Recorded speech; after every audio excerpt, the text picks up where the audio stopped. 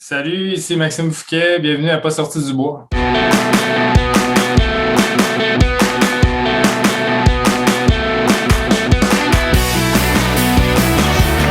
messieurs, votre gagnant du 110 km! Si tu commences à te sentir bien en courant un ultramarathon, fais-toi-en pas, ça va passer. Grand champion du 125 km! Je tiens à remercier la belle gang de NAC qui est partenaire depuis les tout débuts du balado. Si t'es un athlète d'endurance, il faut absolument que tu essaies leurs produits. Je vous niaise pas, c'est un game changer. Les barres Ultra Énergie ont le parfait ratio de 4 grammes de glucides pour 1 gramme de protéines, mais surtout, le goût est débile. NAC, c'est des produits faits par et pour des athlètes d'endurance. Hey, depuis l'année passée, ils ont même des produits 100% vegan. Ben oui, t'as le goût d'essayer ça? Va sur le nacbar.com, choisis les produits qui t'intéressent et entre le code promo pas sorti du bois pour obtenir 15% de rabais. PASSORTIDUBOIS. Merci NAC, puis je vous souhaite un bon épisode. Ouais, ben, on n'est pas sorti du bois, hein? Salut tout le monde, bienvenue à Pas sorti du bois, épisode numéro 37. Aujourd'hui, je suis en compagnie d'un gars qui est bien connu dans la communauté de course à Québec, de trail au Québec, Monsieur Maxime Fouquet. Bonjour Maxime. Salut, ça va bien? Ça va bien toi? Oui, ça va bien. Merci beaucoup d'être là. Ça fait plaisir. Écoute, Maxime, tu es un chef cuisinier. Tu cours depuis plus d'une vingtaine d'années, je pense, selon les lectures que j'ai faites. Ouais. Un gars de route d'abord, plusieurs marathons, une trentaine de marathons à ton actif. Ensuite, sur trail, puis tu as complété des ultramarathons. En tout cas, selon mes sources, tu as fait plus d'ultramarathons à l'extérieur du Québec qu'à l'intérieur du Québec. Tu as voyagé. Ouais. C'est trippant de voir cette belle liste de courses-là. Mais récemment, moi, ce qui a attiré mon attention, c'est surtout un défi un peu fou que tu t'es lancé. Fait qu'on aura l'occasion de jaser de tout ça, mais je suis très content de t'avoir, puis merci d'être là. Ben, ça fait plaisir. Je pense qu'on va avoir bien du fun à jaser. Écoute, j'ai dressé un portrait très rapide, mais parle-moi de toi. Comment la course est arrivée dans ta vie? Je le disais, ça fait plus de 20 ans que tu cours. Comment tout ça s'est présenté dans ta vie? Ben écoute, tu sais, c'est sûr que ça n'a pas commencé avec l'idée de courir à 444 kilos. Là. Si tu m'aurais dit ça à 20 ans, je t'aurais sûrement dit t'es-tu malade? Là? Tu sais, c'est sûr et certain que ça. Non, moi j'ai commencé, tu sais, sûrement comme toi, là, tu sais, en courant, tu sais, un 5 km, un 10 km, puis en m'intéressant, tu sais, assez jeune à la course à pied, là, ça m'a toujours trouvé que c'était un sport qui était hyper simple, là, le fait de prendre une paire de running puis de partir courir. Moi, à l'époque, je restais à Ottawa, puis c'est là que j'ai commencé à faire des marathons. C'est surtout le marathon d'Ottawa, marathon de Québec, tu sais, qui était quand même deux marathons qui avaient quand même pas mal de, beaucoup de coureurs à Ottawa aussi, là, tu sais. Mais tu sais, si tu remets ça, mettons, mon premier, c'était en 99 ou dans ce coin-là, tu sais, il y avait quand même moins de participants, tu sais. Et le calibre était quand même très, très fort quand même à l'époque, là, aussi. Ce qui fait que j'ai couru pendant, tu sais, jusqu'à 11. Jusqu'à 32 ans, peut-être 32, 33 ans, là, j'ai couru sur route. Tu sais, vraiment, tu m'aurais dit courir dans le bois, là, j'aurais dit oublie ça, ça m'intéresse pas du tout. Là. Puis à un moment donné, il y a comme eu un genre de déclic qui a fait comme beaucoup de coureurs sur route. Là, je pense tu sais, qu'à un moment donné, tu es comme tanné tu veux comme voir c'est quoi qu'il va avoir l'autre côté de la ligne de 42 kilos, là, tu sais. Fait que, tu sais, comme tu dis, moi, j'ai pas fait tant d'ultra au Québec, tu sais. J'adore le Québec, tu sais, je suis un amoureux j'aime ça courir d'un trail au Québec, mais j'adore voyager. Je trouve qu'on a un beau sport pour voir plein de beaux paysages en courant. Puis, tu sais, moi, ça fait partie de mon mode de vie, là, d'essayer de découvrir le plus de choses possible, tu sais. Fait que, moi, c'est ça, en 2009, je me suis inscrit à un ultramarathon en Afrique du Sud qui s'appelle The Two Ocean Marathon, qui est c'est un 56 kilos. Mais bon, je n'étais pas encore parti de la route parce que c'était un 56 sur route. OK, ton premier ultra, c'était un ultra Ouais, un ultra sur route avec Je pense qu'on était 4000 au départ, ou 3500. Oh shit, OK. Ah ouais, puis tu sais, c'est du calibre, c'est du gros calibre, là, ça se gagne, je pense, je me rappelle plus en combien de temps ça s'était gagné, là, mais c'était hyper rapide, là. Puis, Mais c'est un peu dans la tradition du Comrade qu'il y a en Afrique du Sud aussi, tu sais, qui est un genre de, je pense, Comrade, c'est 80 km, mais sur route qui se gagne à des vitesses. Je veux dire, ça fait quelques années qu'on attend que Jim Wamsley aille s'essayer là-bas, mais c'est les Sud-Africains gagnent ça à un rythme de fou. Cette course-là, chaque année, il change de bord le parcours. Ouais. Donc, fait que c'est ça, tu sais, c'était drôle parce qu'au départ de cette course-là, j'étais hyper stressé, puis finalement, il y avait un gars qui fumait une cigarette à côté de moi au départ. Le gars-là, il finit comme 45 minutes avant moi. Là. C'était un local, tu sais, puis... un bon baptême de l'ultramarathon quand t'as un gars qui fume une clope à côté de toi avant le départ. Là. Ouais. C'est drôle parce que c'est un peu l'esprit du trail, mais sur route, tu sais. Un peu comme quand j'ai fait, il y a peut-être 6-7 ans de ça, le 100 km de Millau en France, qui est quand même un 100 km sur route qui est quand même mythique, là, qui est très, très coûteux, beaucoup de coureurs, du gros calibre aussi, là, mais tu es sur route, mais tu as l'ambiance du trail. C'est-à-dire que tout le monde se parle, il y a une espèce de belle... Tu sens pas, il n'y a pas de compétition trop là, entre les coureurs. Là, fait que c'est plus tout le monde contre la distance versus tout le monde contre tout le monde. Tu comprends ce que je veux dire? Et tu sens-tu, parce que ça fait plein de... Je parle avec plein de coureurs, puis la plupart ont ce background-là de route d'abord, puis tu viens de mettre le doigt sur quelque chose d'intéressant, le coureur contre coureur versus coureur contre la distance. Toi qui as fait énormément de marathons, puis j'ai le feeling, moi aussi, je viens un peu de la route, qu'il y a cette espèce de... Même si c'est pour la 275e place au Marathon de Québec, il y a cette espèce de compétition-là, puis cette comparaison entre les coureurs puis ton temps, puis qu'est-ce que tu fais sur 10 km, puis qu'est-ce que tu fais. Ouais. Toi, as-tu senti ce switch-là quand tu as viré vers les ultras de on est tous dans le même bateau, puis on veut se battre contre la distance? Oui, beaucoup. Tu sais, j'enlève rien au marathon, comme plusieurs coureurs d'ultra qui ont déjà fait du marathon, beaucoup. Moi, je considère qu'une des pires distances, c'est le marathon. Parce que tu es tellement sur la ligne entre l'inconfort puis que c'est extrêmement dur là, d'aller à 3,50 du kilo pendant 42 km ou que ce soit 4,30 si c'est ta vitesse maximale. C'est la même chose, là, mais c'est hyper inconfortable. Tandis qu'en trail, si tu as un très bon mental, que tu es capable de te faire mal, puis que tu te connais très bien, puis que tu es entraîné, tu es quand même capable de tirer ton épingle du jeu sur des longues distances. T'sais. Chose que tu ne peux pas faire, exemple, sur marathon. Si, admettons, toi, tu me dis l'année prochaine, j'aimerais ça faire 2,40 sur marathon, va falloir que tu fasses tout ce qui. Faut que tu fasses tous tes tempos avec tes vitesses. Si tu fais pas ça, ça ne marchera pas. C'est bien plate, là, mais c'est. Est-ce que le marathon est un peu une recette? Parce que, tu sais, je disais, je viens de la route, j'ai commencé sur route, mais je n'ai pas poussé longtemps, puis j'ai vite switché à la trail. Mais toi qui as une expérience de vingtaine, trentaine de marathons, y a-tu plus cette espèce de recette-là qu'une fois que tu appliques tes intervalles à telle pace, puis tes tempos à telle pace, mais nécessairement, si tu as une journée normale, si ta journée, ton race day se passe bien, ton temps, il n'y a pas une marge de manœuvre gigantesque. Si tu as fait tes paces, puis tes temps de passage, puis tes tempos à telle vitesse, ton résultat sur le marathon, le range n'est pas large. C'est ça que je comprends? Oui, je pense que tu as mis le doigt dessus. Là, je pense que c'est. Moi, je dis souvent aux gens qui commencent ou qui font du marathon, qui ont moins d'expérience, le marathon, là, c'est une recette. Là. C'est une recette comme en cuisine que tu appliques. Malheureusement, si tu ne suis pas les ingrédients, si tu ne suis pas la recette, en dedans de toi, tu vas savoir premièrement que tu n'as pas fait ce qu'il faut, puis ça va jouer sur ta course, mais deuxièmement, ça ne fonctionnera pas. Là, tu ne seras pas capable. Il n'y a pas de magie là, qui se passe là, soudainement, à moins d'un. Je ne sais pas, là, c'est ta journée de rêve, là, tu as le vent d'eau, il fait 5, il fait, mettons, 8 degrés, puis c'est parfait.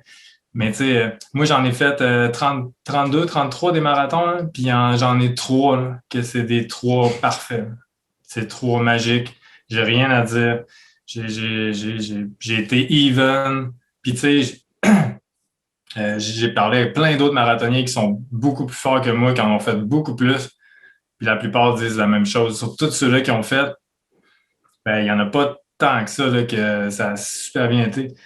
Tandis qu'en ultra, ben, tu le sais, là, il peut tellement arriver de choses. Là, tu sais, il n'y a rien de cané, il n'y a rien de coulé dans le béton. Là, c'est la météo, tu sais, des espèces de bas-fonds, là, puis de down que tu vas avoir. Mais plus ta distance est longue, plus tu vas en avoir. Là, tu sais. Puis, mais plus ça va. Donc, la recette est moins coulée dans le béton. Tu sais, tu as des gens qui performent sur du 100 miles, qui font un bas volume, mais qui font beaucoup de cross-training, qui vont faire beaucoup de muscu. Tu as des gens qui font la recette Anton Krupicka, qui est de faire une quantité de volume hebdomadaire extrêmement intense. Tu as plusieurs recettes, puis même quand j'écoute des podcasts de Dylan Bowman, puis des gars qui sont des élites de notre sport, des filles qui sont des élites de notre sport, j'ai l'impression qu'il y a autant de recettes qu'il y a de coureurs, puis la recette gagnante n'existe pas vraiment, parce que tu as des gens qui gagnent les UTMB en faisant un volume de 300 km par semaine pendant toute l'année, puis tu as du monde qui gagne l'UTMB parce qu'ils font des longs hikes relax le dimanche, puis qui partent longtemps. Puis j'ai l'impression qu'il y a autant de recettes que de coureurs. Là.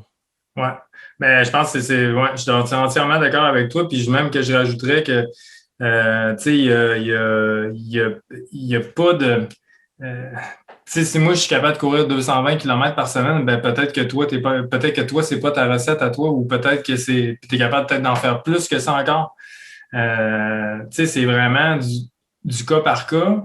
Puis ça prend une maturité, je trouve, pour faire au moment que tu te connaisses beaucoup, que je ne veux pas dire que tout le monde est comme ça, mais il y a beaucoup de coureurs d'ultra qui sont passés à travers des périodes difficiles dans leur vie. Puis ça aide beaucoup. Je ne veux pas dire qu'écoute, c'est tout du monde qui en ont arraché, mais bon, des fois, ça peut quand même t'aider d'être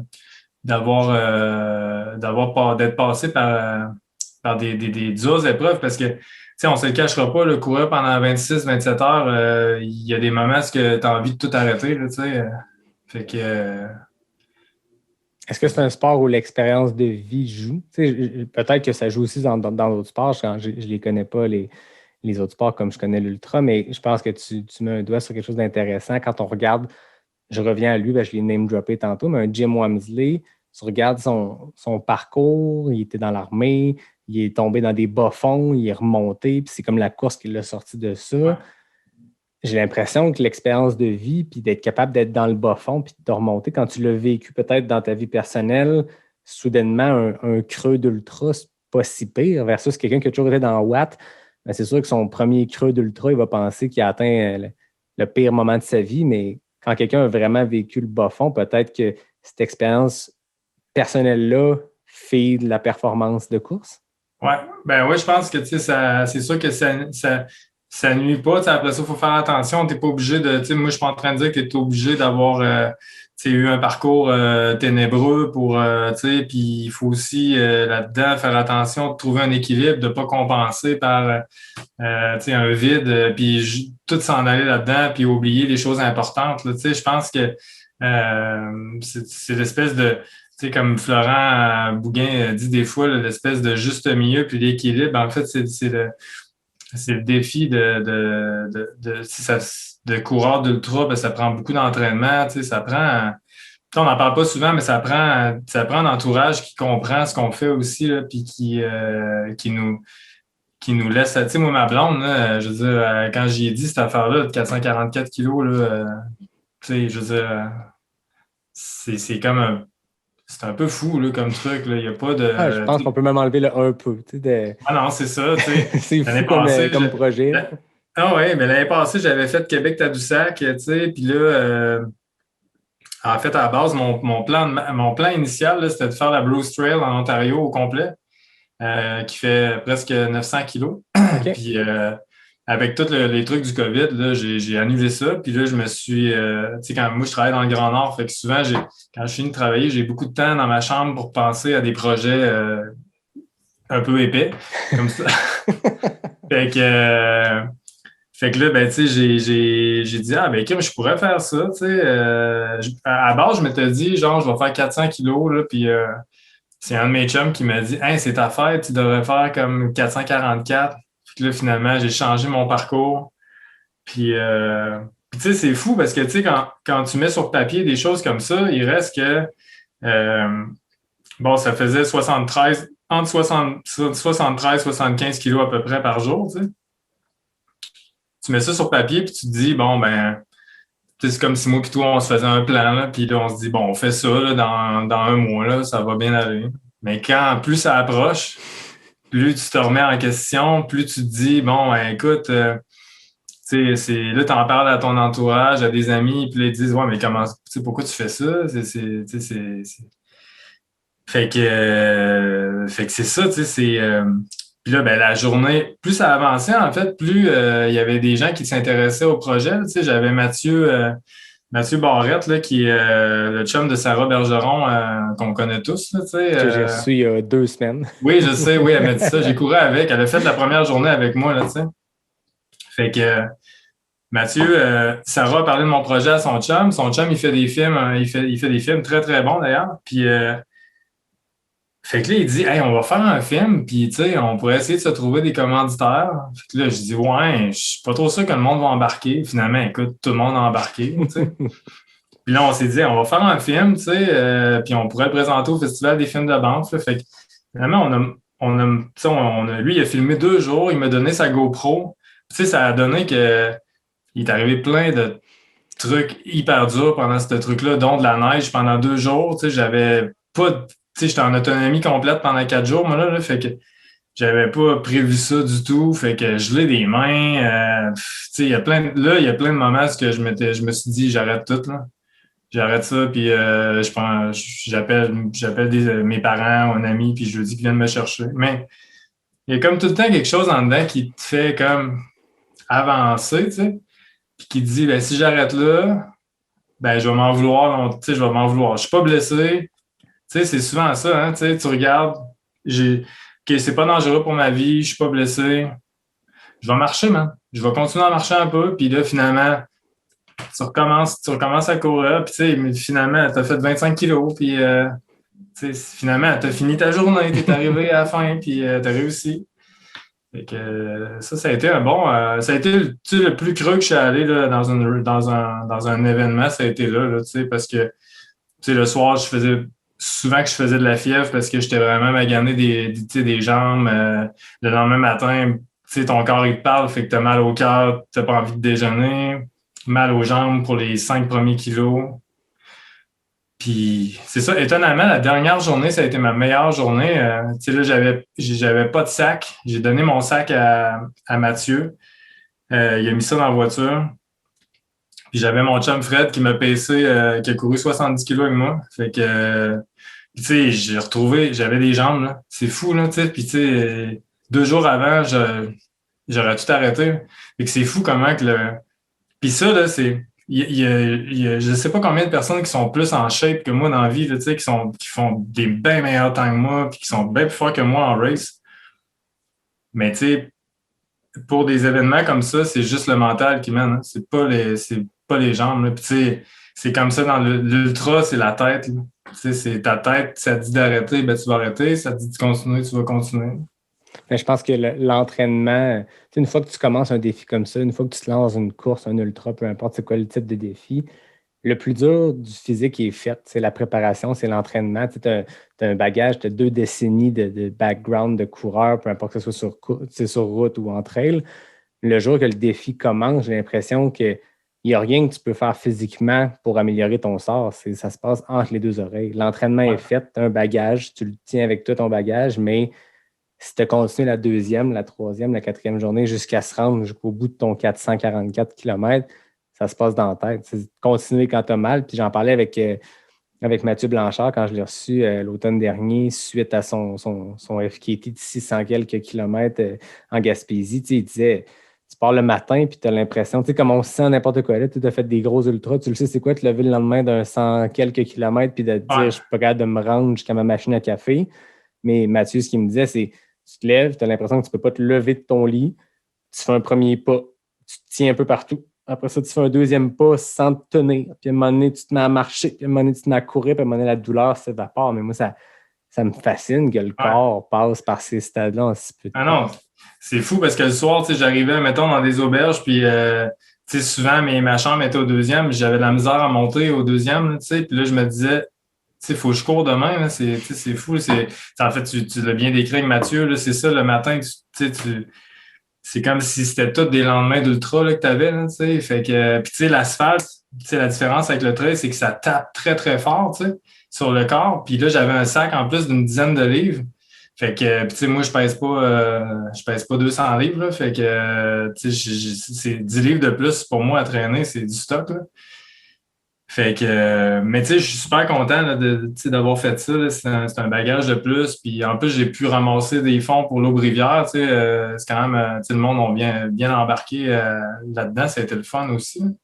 Pourquoi tu as choisi, je voyais que tu as ramassé, je pense que tu visais 3000 puis tu as dépassé ton objectif. Pourquoi tu as dépassé l'Aube-Rivière?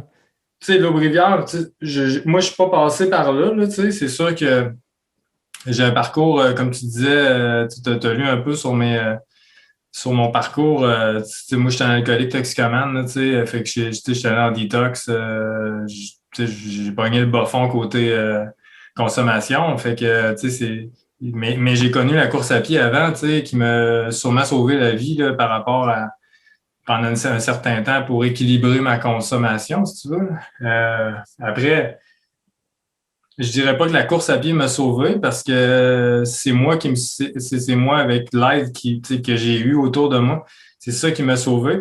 Par contre, la course à pied, ça fait partie de ma vie. Là, c'est un hygiène de vie. Ma copine à court, tous mes amis autour de moi, c'est des athlètes. Maintenant, j'ai plus d'entourage qui consomme. Là, j'ai plus besoin de ces gens-là.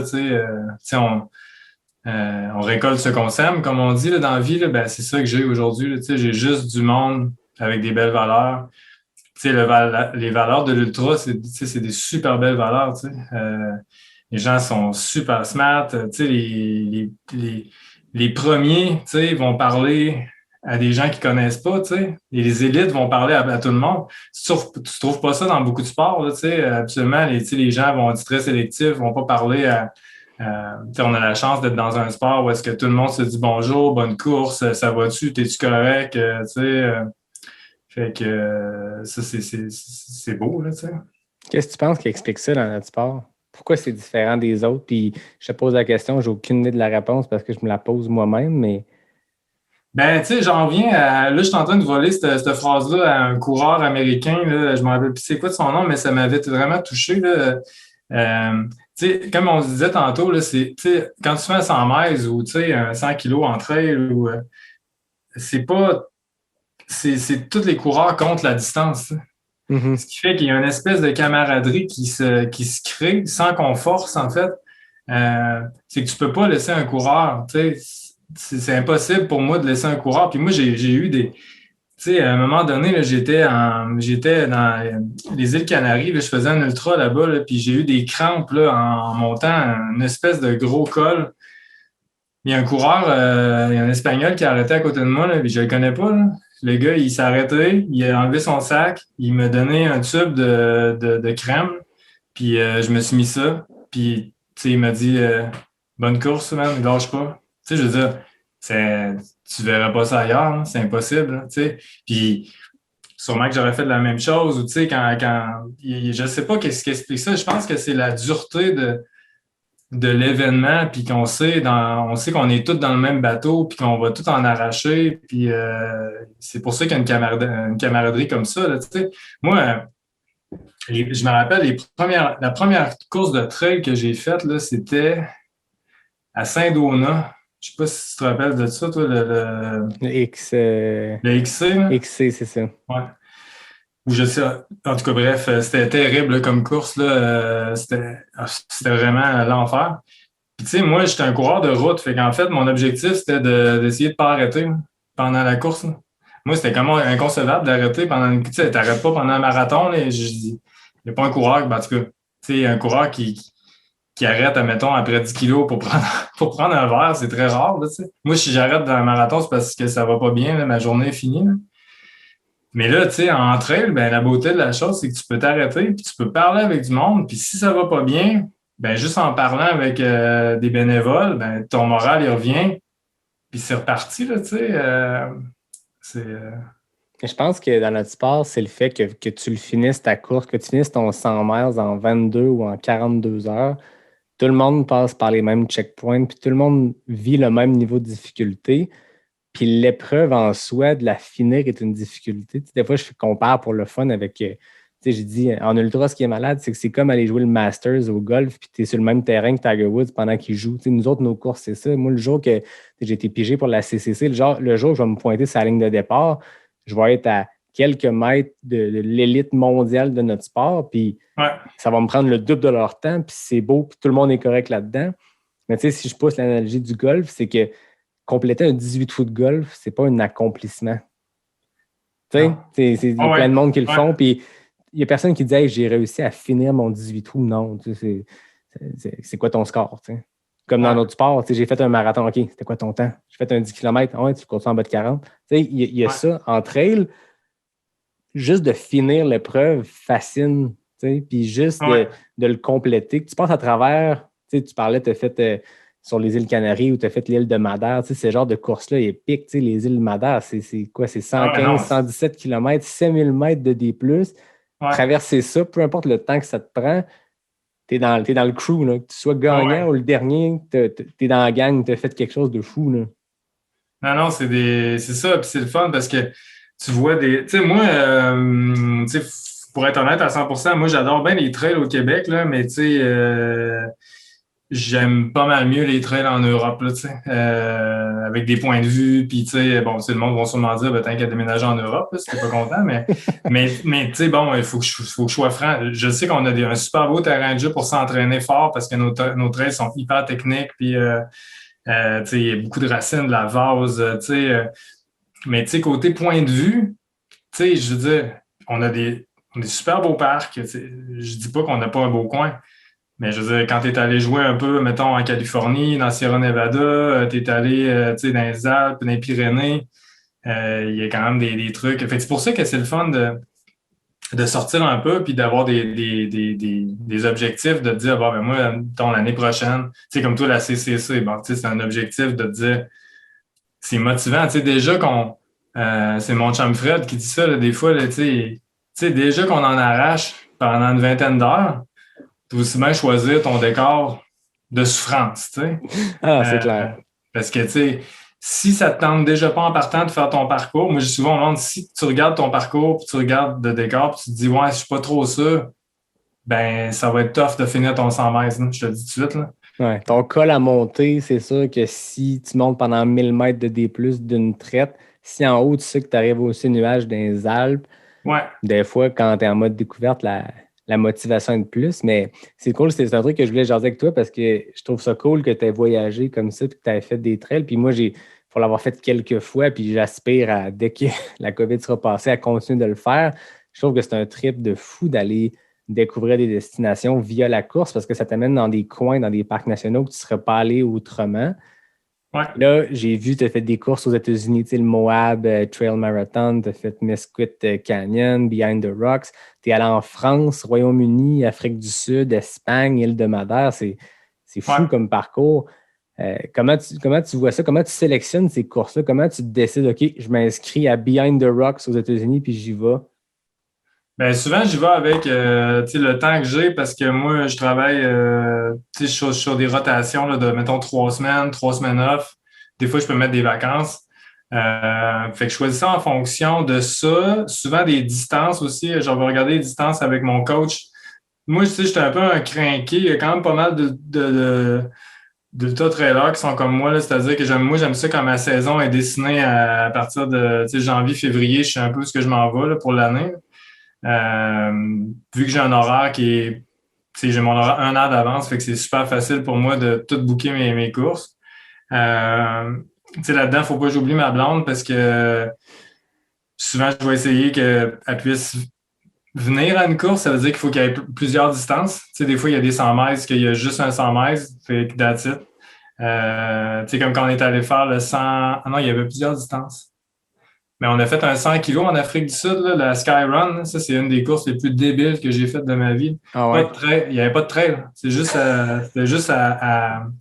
ça, c'était vraiment... Il y avait des checkpoints à tous les 10 ou 15 kilos. Puis, c'est ça, on est allé là avec... ça, c'était vraiment une super... Genre de ça, course de quasiment d'orientation en même temps. Ouais, puis là, plus ça va, plus t'es mêlé. Là, t'as la section de nuit. Bon, là, faut que tu checkes tout le temps ta montre. Là. Plein de clôtures à sauter un peu partout. Ah ouais, ok, à ce point-là. Ah ouais. Ouais. Puis là, c'était une des premières fois que j'avais des grosses hallucinations là, de nuit. Là, Ah ouais. Ouais, vu plein de roches bouger tout seul. Là, ouais, c'était vraiment. Je dis ça, c'est drôle, mais en même temps, sur le coup, c'est pas si drôle que ça. Ah, c'est ça. C'est un 100K qui t'a pris combien de temps? Ça a pris 22 heures, je pense. Crime quand même. Ouais, 22 heures. Puis, ouais, c'était une belle expérience. Quand même. Puis, c'est un super beau coin. Là. Moi, je conseille à tout le monde un jour d'aller en Afrique du Sud. C'est loin, là, mais ils ont un super terrain de jeu, vraiment, des belles trails. On mange bien. Ça coûte pas trop cher. Puis, contrairement à ce que les gens disent, c'est quand même assez safe. Là, il faut que tu respectes. C'est sûr que tu ne sors pas à minuit le soir tout seul dans un. De toute façon, on se couche quand même assez tôt là, quand on court comme des fous. Fait que, Il y a ça aussi, hein, c'est l'avantage. ouais. Fait que quand je choisis mes courses, je choisis comme ça. J'essaie de voir en fonction de. Bon, j'essaie d'en faire une avec ma blonde par année pour qu'on puisse faire la même race. Puis j'essaie d'en faire une vraiment longue, au pire tout seul ou avec des amis. Fait que 2 ultras par année, c'est pas mal mon. J'en ai déjà fait 3, là, tu sais. Puis j'essaie à travers ça de faire un gros voyage de rando-course avec ma blonde, c'est-à-dire un genre de 20-25 jours de rando-course. Fait que, tu sais, l'année passée, il y a 2 ans, on a fait la traversée des Alpes par le GR5, tu sais, quand même 640 kilos en 23 jours, tu sais, avec 36 000 mètres, 35 000 de dénivelé à peu près. Fait que, tu sais, super bon entraînement. On a vu des super beaux coins, tout en refuge. Fait que, tu sais, moi, on voudrait recommencer à en faire quand on va pouvoir, là, quand ça va débloquer à un moment donné. Là, Quand tu parles de rando-course, c'est plus en mode fast-pack que vous traînez ouais, quoi? Exactement, vous traînez quoi dormir dans des refuges, vous traînez votre bouffe, puis... En fait, on fait l'option, je conseille à tout le monde de faire ça, c'est de prendre l'option demi-pension, là, c'est-à-dire que quand tu arrives, tu as un souper, puis tu as un petit déjeuner le lendemain matin, puis tu as l'option de prendre un pique-nique. Fait que tu te prépares un pique-nique pour la journée. Fait que tu es hyper light. Tu sais, moi, je traînais, mettons, à des fruits d'œufs, des trucs comme ça à manger. Quand tu arrives dans un village, tu peux manger, tu peux t'acheter des fruits ou des trucs comme ça, mais tu es hyper light. Nous autres, on avait un kit qu'on lavait dans la douche le soir, qu'on faisait sécher dehors, fait qu'on était minimaliste à souhait. Puis on essaie de faire une année sur 2 ou de faire un voyage de vélo. Fait que cette année, on part 23 jours en cyclo aussi. Wow. C'est pour varier un peu, c'est bien de décrocher un peu de. Tu sais, l'ultra, on reste qu'on est quand même dans un sport de performance, là, un sport de performance pour nous-mêmes, parce qu'on, je me considère pas du tout comme un élite, là, fait qu'on, moi, je vais pas gagner des races à travers le monde, là, fait qu'il faut des fois décrocher et dire, bon, ben moi, là, dans la vie, là, je veux être avec ma blonde, mais je veux continuer à pousser un peu, mais en étant... c'est ça, là, cyclo, tu vois du paysage, tu t'arrêtes quand tu veux, mais en bout de ligne, tu regardes ta montre, à la fin, tu as fait genre 1500-1600 kilos en 15-20 jours. Là. Ah, c'est ça, c'est des gros défis physiques et même mentaux, je suppose, parce que c'est des longs efforts d'endurance. Ouais. Oui, puis ça va pas toujours bien. C'est comme un ultra, il y a des moments qui vont mouiller. Puis sauf que, le fait de le partager à 2, c'est une autre perspective parce que on vit pas les choses de la même façon. Là, moi, je sais pas s'il pleut, ça va peut-être moins m'affecter que ma blonde. S'il vente, bon, fait que ça apprend aussi beaucoup après ça à courir avec des... si on part courir ensemble, un jour, là, on se connaît pas, là, mais on va apprendre à se connaître assez rapidement parce que s'il y a des choses qui vont pas bien, le caractère, il sort assez rapidement. C'est là que tu vois si t'es capable d'aller jusqu'où, je suis capable d'aller jusqu'où. Il n'y a pas de masque en ultra, j'ai l'impression. Dans la vie, dans la société, on a tous, c'est un peu intense, mais on a tous un peu un masque social que tu rencontres des gens, puis dans une vie en société, au bureau, dans nos interactions, quand il y en a, en ce moment, c'est plus tough, mais il y a tout ça, tu te dis, je me montrerai pas sous mon vrai jour si je suis fâché d'une situation parce que là, j'étais avec des gens que je connais moins et que je veux pas qu'ils pensent que blablabla. Là, entre elles, il n'y a pas cette conscience-là puis cette espèce d'auto-réflexion ou d'auto-censure de dire « Ah non, j'irai. » Là, c'est what you see is what you get. Quand ça va mal, quand tu pognes le mur, tu n'as plus de conscience sociale de dire « Ah non, je ne dirais pas que ça va pas, même si ça va pas. » C'est que tu es all-in dans les émotions puis dans les pics. Là. Si tu vas bien souvent en trail ou en ultra ou dans ce genre d'effort d'endurance, tu es comme sur un nuage pas possible. Mais quand tu descends, tu descends bas. Là. Ouais. Non, c'est ça. Il n'y a pas de. C'est ça. Il faut que tu sois honnête à 100%. T'as comme pas le choix. Puis comme tu dis, ça devient, c'est naturel, en fait. Là, moi, j'arrive à un ravito, j'ai bien beau dire au monde que je suis top shape, ça apparaît dans ma face. Là, je suis blanc comme un drap, puis c'est sûr que tu peux pas mentir. Moi, j'aime des places que j'ai faites, des directeurs de course, quand ils font le topo de la course. Moi, j'aime ça quand les gens ils disent la vérité aussi. Bon, cette course-là, elle vaut ça. C'est pas des jokes, là, c'est dangereux. Vous allez, faut que vous soyez prêts. Moi, je me rappellerai toujours Transvallée avec Jean Fortier, quand il arrivait puis il expliquait le 35 km du samedi, puis qui disait écoute, c'est un 35 kg, mais ça équivaut à 50 kg. Là, fait que si tu te sens pas bien, là, mettons au dernier ravito, là, ben mets le flasheur là, parce que on a 10 km, là, puis on n'ira pas te chercher, ça va prendre un méchant bout si tu te casses de quoi. C'était cru, c'était direct, mais c'était ça. Je veux dire, à un moment donné, il faut arrêter de. C'est un sport qui est quand même assez dangereux aussi. Là, on se le cachera pas. Là. Des fois, on prend des risques. Puis sur des courses à de longues distances comme on fait, à un moment donné, ton cerveau, il est plus là. Là tu prends tes décisions, là, genre savoir il est où ton gel. Ça commence à être très difficile de savoir si tu l'as mis dans la poche gauche ou droite. Fait que, c'est ça, faut être vigilant, tu sais. Ouais.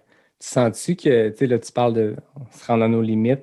Tu sens-tu dans une de tes expériences de course, dans un de tes projets, que ce soit récent ou un ultra d'il y a quelques années, que tu as atteint cette limite-là? Y a-t-il un moment que tu sens que tu as comme atteint ton breaking point? Ben, c'est sûr j'ai été souvent là, sur la ligne, là, de dire, bon, là, il me semble que là, ça va pas bien, là, puis, soit d'avoir mal au cœur ou d'être étourdi ou de plus savoir trop ce que tu vas faire, pleurer, là, le nombre de fois que j'ai braillé dans des courses, pour absolument rien, parce que, bon, si ça allait bien ou si c'est plus si ça va bien ou si ça va mal, là. Je pense que t'as une vulnérabilité là, qui est terrible là, dans des moments comme ça. Là, t'es comme t'es émotif, c'est ça, là, t'es vulnérable en fait. Là, il y a comme pas de. Mais je me suis jamais rendu là, au point de dire bon ben là.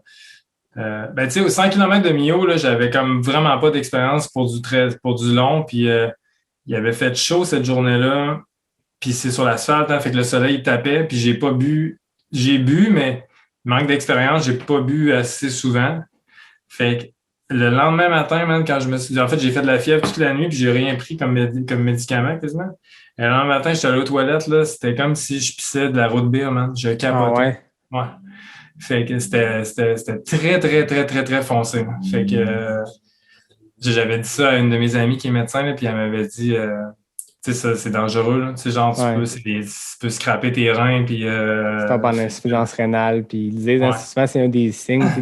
Dans un ultra, quand tu es au breaking point, il y a des signes comme des douleurs de quad, de mollet, de peu importe, qui sont normales. Puis, je veux dire, si c'est juste ça, continue, mon chum, ça va bien aller. Ouais. Puis, il y a des signes comme, tu sais, quand ils disent que les vomissements, ça peut arriver, il y a de quoi qui passe pas, tu es malade, tu repars, puis ça va. Mais quand tu es plus capable d'ingérer aucun liquide, je veux dire, c'est pas bon signe, c'est pas de dire c'est normal, je continue. Puis la couleur de l'urine, ils disent quand tu pisses du coke ou de la rue de bière, d'habitude, c'est mauvais signe. Puis c'est mieux d'arrêter pour des problèmes qui peuvent être beaucoup plus graves que d'être raqué pendant 2 jours. Là. Ouais.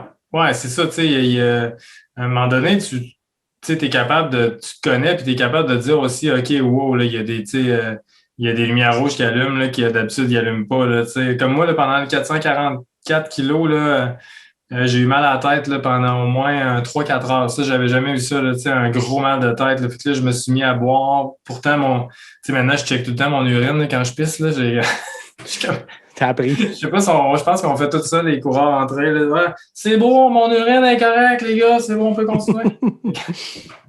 Mais, tu sais, c'est ça, c'est d'être assez, ben, pas intelligent, mais d'avoir assez d'amour-propre là, pour dire, bon, ben, regarde, là, ça marche plus. Tu sais, genre, je suis plus capable de manger, je suis plus capable de boire, j'ai des ampoules partout, ses pieds. Tu sais, moi, là, je cours parce que je m'entraîne parce que je veux courir jusqu'à 80 ans si je suis capable. Ouais. Fait que si tu veux faire ça, il faut que tu sois quand même assez intelligent pour dire je ne vais pas me scraper la vie là, tu sais, à me blesser pour finir une course. Là, tu sais. Là, tu vois, je me suis inscrit à une course, la seule course de l'année que je me suis pas. Toi, t'es-tu inscrit à des courses cette année? Ou? Ouais, je me suis inscrit à quelques-unes en me disant on verra. Souvent, en fait, cette année, je pense que ma saison complète, c'est mes dossards de 2020 qui ont été reportés. Là. OK.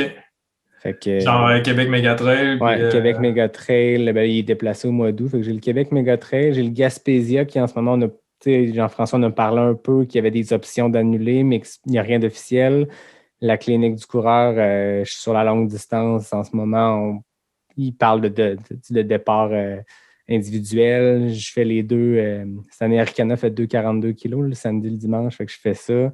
OK. Je fais Bromont. Fait que, j'ai une année complète. J'ai un beau calendrier de course, mais après ça, je ne me fais pas d'attente. Toi, tu dis que tu as une course d'annulée. Tu as une course d'annulée. Moi, j'ai une course de prévue.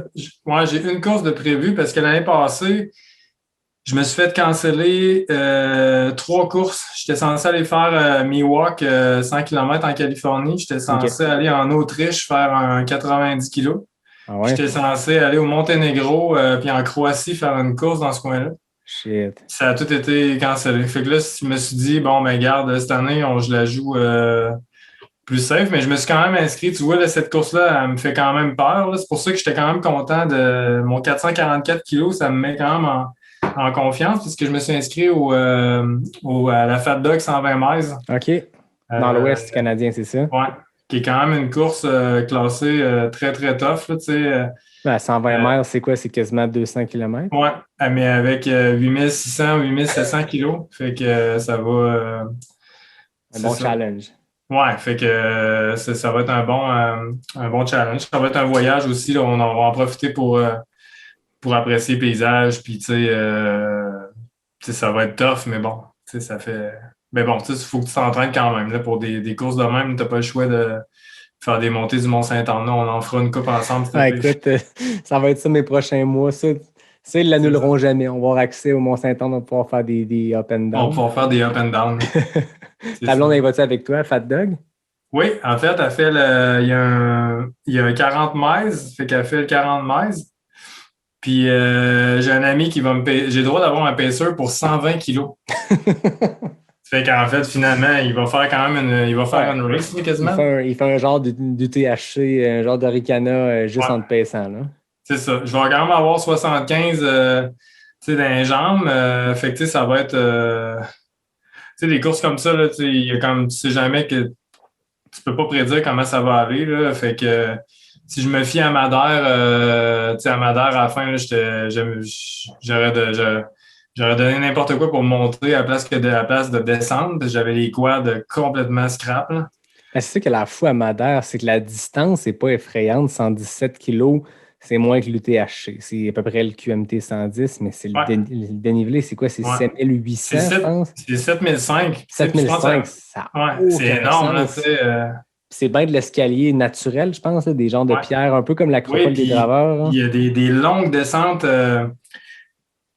comme dans des switchbacks. très ouvertes, là, avec des serpentins. Là. En fait, ça ne pardonne pas. Là, c'est juste les quads et ses talons. Puis, il y a juste François Dahen là, qui a réussi à courir tout le temps dans les montées et dans les descentes. Là. Fait que, mais non, on va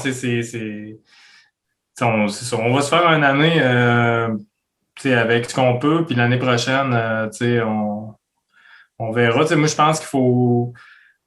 Justement, tu sais, l'événement que j'ai fait, c'était aussi pour... tu sais, je l'ai fait pour moi, là, mais tu sais, je l'ai fait aussi pour tu sais, dire au monde que, gars, man, la Terre a continué à tourner, puis il y a plein d'autres coureurs qui continuent à tourner, qui continuent à courir, puis qui font des événements personnels. Puis tu sais, je trouve ça super beau, là, tu sais, de voir du monde crinqué, puis ça en craint d'autres. Puis, c'est le festival des plans de câble, là, des plans de marde, comme dit David Bombardier. Ah ouais. Puis tu sais, je veux dire, c'est pas encourager le fait de faire des plans dangereux. Je pense que le plan de marde, ou comme David me le disait à son épisode, c'est de quoi qui te fait peur, peu importe c'est quoi. Si toi, ton défi qui te fait peur, c'est de faire un 30 kilos de route, go for it, puis amuse-toi. Je pense que ce qui est bon en ce moment, c'est de voir les gens se lancer des défis à leur hauteur, puis le genre de défi qui... Tu sais, ce qui est le fun de t'inscrire à une course, là, c'est que tu as le goût de le faire, tu vas sur le site, tu y penses, tu refermes le site web, tu retournes, tu t'inscris sur la carte de crédit, c'est payé. Oh shit, là, je t'inscris, puis dans 6 mois, je fais telle affaire. Il y a cette espèce de thrill-là, que ça fasse peur ou que ça t'excite, que ça te donne le goût. Mais là, j'ai l'impression qu'en l'absence de ce thrill-là de t'inscrire à une course, il y a le fait de te commettre à faire quelque chose. Puis dans ton cas, je pense qu'il y a ça aussi, c'est d'en parler autour de toi, dans tes amis, dans ta communauté, de le rattacher à une cause. Mais là, tu te commets. C'est un peu comme t'inscrire à une course. De dire, là, j'ai 44 ans, je pars sur 444 km. C'est une genre d'inscription à une course, mais sans le dossard puis sans le prix d'inscription, mais c'est la même affaire. Ouais. Non, mais c'est ça, c'est de trouver des... Tu sais, à quelque part, je dirais que c'est là que tu vois c'est qui court pour les bonnes raisons aussi dans la vie. Tu sais, tous les gens qui courent encore, ben, tu sais, puis qui s'entraînent encore, ben, c'est des gens c'est des amoureux de ce sport-là, tu sais. Parce que, tu sais, pour faire de la course à pied, mais, tu sais, mettons qu'on parle tu sais, pour faire de l'ultra, il faut absolument que tu aimes courir. Hein, tu sais, je veux dire, si tu n'aimes pas courir, fais pas ça, là, ça va être un calvaire pour toi, là, tu sais. Mais si tu es un amoureux un passionné de la course, tu sais, même si c'est la pandémie, tu vas courir parce que c'est tellement facile. Tu prends ta paire de running puis tu t'en vas, tu cours à Saint-Charles, tu cours n'importe où. Là, tu sais, on est quand même chanceux. On a un sport qui est encore praticable. Des fois, on a pu pas courir avec du monde, mais tu sais, là, on peut quand même courir, se débrouiller. Là. Puis c'est ça, on peut pratiquer notre sport. Tu sais, on peut pas voyager, mais on a quand même le Canada qui est quand même assez grand, puis le Québec aussi. Là, fait que, puis on a le parc de Jacques-Cartier, il y a quand même de quoi s'amuser. L'année passée, moi puis mon chum, on l'a pas mis sur travail, mais on l'a fait au complet Ah ouais? En partant de la... c'est quoi la dernière trail au bout, là? Au-dessus des dériveurs, là, Ouais, la fin, la dernière, là, on a fait aller-retour, puis là, après ça, on a tout fait. On a fait les loups, on est revenu par la route au complet, on a pogné Hibou Nord, on a rejoint Stoneham, on a remonté, puis on a fini au lac de Lâche. Ça nous a donné 82 kilos.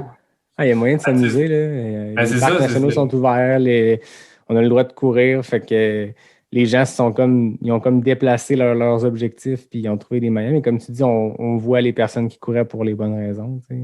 Oui, c'est ça. Tu sais, ça fait partie des valeurs de la course des coureurs. Là, tu sais, de dire, bon, ben, on est parti, ça va. En plus, ça va moins bien, ben, on va aller courir, ça va faire du bien, ça va vider le stress. Genre, tu parles pas de COVID quand tu cours. Hein, tu cours. Ben, c'est un genre de semblant de normalité. Tu sais, moi, je le disais à ma blonde l'autre fois, tu sais, on a vu des amis dans un parc à distance, tu sais, selon les mesures et tout, mais pendant un instant, un après-midi, on n'a pas parlé de COVID, on a juste été dans un semblant de normalité. Mais moi, j'ai le feeling que je retrouve ça chaque fois que je pars courir. Tu sais, ce midi, je suis allé courir dans mon midi de job, puis j'ai mis mes runnings, je suis parti faire mon parcours que je faisais avant COVID, puis, tu sais, je veux dire, oui, quand tu croises des gens, tu fais attention, mais pendant quelques instants, tu ne penses pas à ça, tu ne penses pas que tu es confiné, tu ne penses pas qu'il y a une pandémie, tu es juste en train de faire ton sport. Hein. Ouais.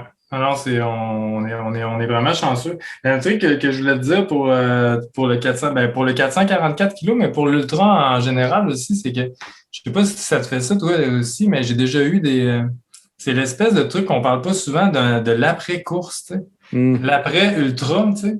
C'est-à-dire que tu vas faire un espèce de gros événement. Il y a comme un genre de moment pas de dépression, mais de vide, tu sais. Il y a comme un genre pourtant, tu devrais être le plus heureux du monde, tu sais, tu devrais être fier, mais il y a comme quelque chose qui fait, je Je sais pas si tu C'est comprends ce comme que je veux dire, là? Ouais, oui, je comprends, mais je pense j'ai le feeling que c'est la première fois que j'en parle. Moi aussi, je sais pas comment à deux, on va réussir à mettre des mots là-dessus, mais j'ai le feeling que c'est un peu le fait que c'est ton objectif puis c'est atteint. Tu sais, mettons, toi, tu te dis cette année, mon objectif, c'est Fat Dog 120 la course. Tu sais. Fait que là, tu vas t'entraîner. Puis, tu sais, je sais pas pour toi, mais moi, quand j'ai des objectifs en tête, ça me fait. Tu sais, j'aime courir, je courrais pas de course à l'horaire, je m'en fous, mais ça reste que ça te craint qu'à faire un peu plus. Moi, quand je suis supposé faire, je me suis mis à l'horaire, je vais faire 12 kilos, puis après 7, je le file pas.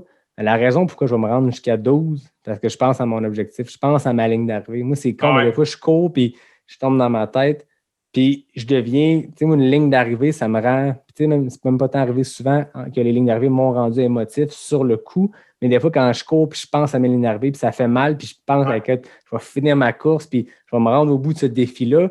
Je suis en entraînement 4 mois avant la course, puis je suis comme un peu une boule d'émotion dans la gorge. Fait que j'ai l'impression que ça feed, puis une fois que ça arrive, je sais pas pour toi, moi j'ai l'impression que chaque fois que j'ai atteint l'espèce de summum, là, c'est ma plus longue à vie, boum, OK, c'est juste ça. Il y a de la place Ouais. pour plus, tu sais. Ouais. Oui, comme, tu sais, c'est ça, je pense que tu l'as bien dit de dire, bon, ben c'est fait. Parce que moi aussi, j'étais un peu comme toi, là, c'est pas arrivé souvent que je que je suis devenu émotif, tu sais, à une ligne d'arrivée. Pourtant, je me suis souvent, ben même encore pour cet événement-là, là, que je me suis dit, OK, quand je vais arriver, c'est sûr que je me mets à broyer. Finalement, j'étais arrivé, il s'est rien passé, là. Je veux dire, j'étais super content, mais j'avais pas de. Mais par contre, tu sais, genre 2 jours après, puis je repensais à ça, puis là, je suis devenu comme. On dirait que ça prend du temps à réaliser ce qu'on a fait parce que c'est tellement gros des fois. C'est un Puis après ça, process, je pense que c'est comme des étapes de je le complète, mais y a-t-il un décalage entre le moment que tu complètes ton défi puis le moment que tu réalises que fuck, c'est gros ce que je viens de faire? Des fois, ouais. comme tu dis, il y a un genre de décalage. Ouais, mais ça, c'est ça, je pense que des fois, on devrait en parler. Tu sais, moi, je suis le premier à. Tu sais, des fois, il y a du monde qui me pose des questions pour se préparer pour un ultra, puis tout ça, mais des fois, je pense que je devrais en parler plus de, ben, tu sais, genre, tu sais, mais fais attention parce que, tu sais, après ta race, tu vas peut-être avoir un petit bout ce que tu vas comme te sentir un peu, oups, tu sais, je me sens bizarre, là, on dirait que je suis comme un peu depressed, mais, tu sais, c'est comme, je pense qu'on passe tout un peu par ça, parce que ça nous prend comme un autre objectif pour se recrinquer après, là, tu sais. Mais en même temps, puis je suis d'accord avec toi, là, j'abonde dans ce sens-là totalement, mais en même temps, parce que moi, je sais que chaque fois que j'ai complété ma plus longue distance à vie, j'ai toujours un plan de match. C'est quand j'ai complété mon premier 50, plus tard dans la saison, je faisais un 65. Puis quand j'ai complété mon premier 65, je savais que j'avais un 50 mètres plus tard. Puis tu le finis, puis tu es comme, hey, comment je vais faire pour faire X distance? Ouais. Je pense que j'en parlais avec Pierre-Luc Fortin qui disait quand j'ai fini mon Bromont 80, puis je m'étais dit que l'an prochain, je ferais le double. Tabarouette, t'es loin en maudit. Ouais. Mais en même temps, il y a comme un sentiment weird, comme tu dis, là, tu viens de compléter ta plus longue distance à vie. Tu as déjà en tête ton prochain défi, mais tu te dis, ça m'a pris tout mon petit change pour compléter cette distance-là. Là, j'aspire à plus. Comment je vais faire? Mais ça s'évapore hyper vite. Moi, je sais que le lendemain d'une course, je suis prêt. Mais je le sais qu'à mon 123e kilomètre à Arikana, je me voyais très mal me dire, ah ouais, moi, je m'en vais sur du 100 mètres l'an prochain. Hey, oublie ça, là, je t'aboute. Mais le lendemain matin, j'étais convaincu que j'allais faire 100 mètres cette année. Mais Ça, il y a ce moment-là où tu te dis, fuck, je peux pas faire plus. Ouais. Ah, ben, ça m'est arrivé souvent, là, tu sais, de me dire, quand, mettons, après, justement, Madère, là, je m'étais dit, OK, man, je fais plus de course, tu sais, genre, c'est ben trop malade, là, genre, une semaine après, j'étais sur Internet en train de checker, fait que, tu sais, c'est sûr je pense que des fois, on a la mémoire courte, là, aussi, là, de dire, bon, ben, finalement, tu sais, c'est fait, puis, tu t'assimiles, puis tu fais, ben, finalement, c'était pas si pire que ça, là, tu sais, je suis capable de peut-être faire plus, puis, aussi, il y a l'affaire du millage, là. Mettons que tu te dis, tu sais, quand t'es mindé pour faire un marathon, là, moi, j'aurais jamais fait 100 mètres de plus là, après un marathon. Quand t'es mindé pour faire 80, moi, fais-moi pas faire genre 50 mètres de plus. Là.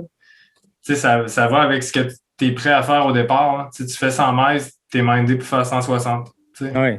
Puis, tu sais, une course en trail, ça arrive souvent que la distance est soudainement une petite affaire plus longue que prévu. Même si c'est pas dans les faits, c'est sur ta montre parce que ton GPS a manqué quelque part. Mais moi, je le sais que mon premier 50 miles, c'est avéré d'être 85 km. Rendu à 80, entre 80 et 85, la différence n'est pas là. Mais moi, quand je voyais mon chrono, j'avais pas de montre, là, je simule ma montre, mais j'étais avec mon sel, puis à un moment donné, j'étais comme, il me semble que j'étais au bout. Puis là, tu regardes 79 km, puis tu vois la ligne d'arrivée, c'est dans le désert. Fait que j'ai voyé la ligne d'arrivée, puis elle était loin en maudit, puis t'es comme, asti. Tu sais, j'étais mindé sur 80, ouais? j'étais pacé sur 80, puis là, le Ouais. 4-5 kilos de plus, ça a été le plus long 4 km de l'histoire de ma vie. Hein. Ah non, je te crois, c'est sûr, je te crois. Mais d'ailleurs, pendant mon 6 jours de course, là, il y a 2 jours que j'ai pas pris de montre. Ah ouais? J'avais l'heure, puis je me suis dit, je mange à toutes les heures. Mais je veux pas voir. J'étais plus capable de voir mon pace, j'étais plus capable de voir les distances passer, fait que j'y allais avec les panneaux puis le téléphone. Puis tu vois, ça a passé super vite parce que j'étais super vite. Avec la neige, donc c'est un peu plus tough, là, mais tu sais, ça a été plus facile que tu te rendre compte que tu cours à 7,30 du kilo. Là, puis tu fais comme bon, OK, ça sera pas facile.